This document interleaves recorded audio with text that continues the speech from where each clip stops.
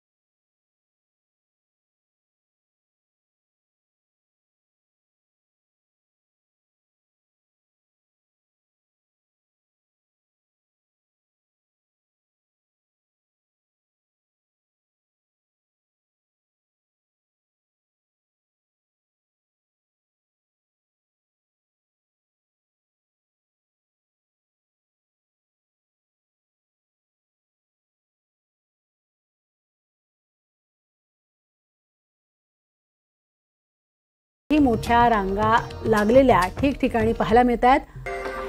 हर हर महादेव बम बम बोलेच्या जयघोषानं मंदिर परिसर दुमदुमून गेलाय।